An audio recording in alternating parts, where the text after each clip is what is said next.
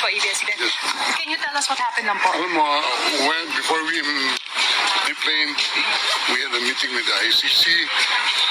I requested that the former president be brought directly to a hospital because of his bad medical conditions. It was almost a 24-hour flight.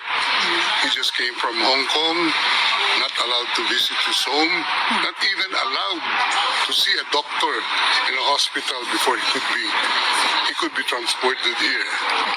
Now, we made the request for a hospitalization, and they gave the assurance that he will be brought to a hospital.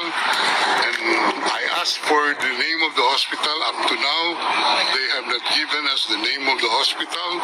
So we took the position that he could have been brought here directly, and we are told that there is no President Duterte inside the facility.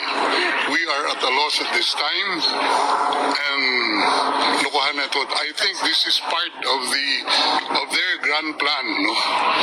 To kidnap the president, to extract the president from the Philippines, and brought to a jet without known destination. I was even forced to join the plane without any valid visa coming here. Sir, can we expound lang when you said that there is no President Duterte inside? Who said? They are telling me that there is no Rodrigo R. Duterte inside this facility. You requested for a visit today and it was approved, sir, right?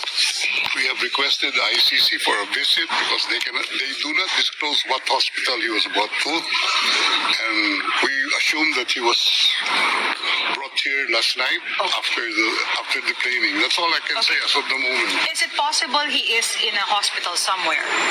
I hope he is in a hospital somewhere, but not in this facility.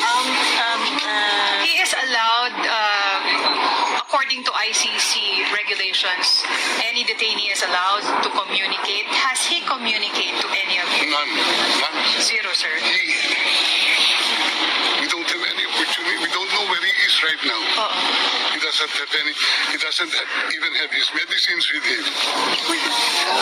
Pero doon po siya sa ambulance sumakay? Sinakay siya sa ambulance, binigay lang namin yung mga records sa kanya, and sabi he will be well taken care of. Right. And we will be informed immediately of the name of the hospital, but hanggang ngayon,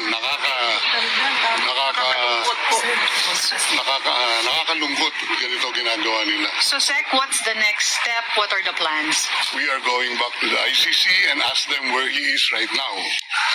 Because a family member is waiting here to see him. Yes. How is the Vice President? Well, she's waiting. Okay.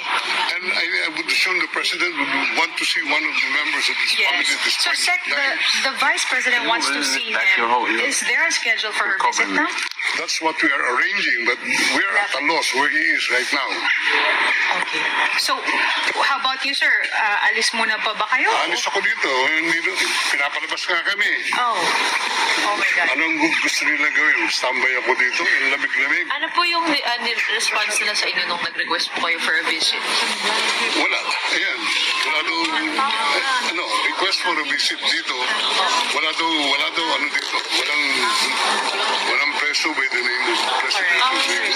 Hindi yan totoo kasi nandun kami. Mamaya na. Pero sir, the embassy said that you're allowed a visit. Ano kayang pinagmumulan nun? Hindi. Ano yan? Right ng accused yan. To be, by counsel. May schedule sila Thursday, so parang definite. I don't know with them, but ako, as far as my understanding of the law is, he has the right to counsel at any time. And you're acting as an official. One of the counsel, and they don't even recognize my appearance here. Nasaan po si VP Sara? I don't know where she is right now. Hindi pa po kayo nakita. Nag-usap lang kami sa telepono, pero wala pang until. So,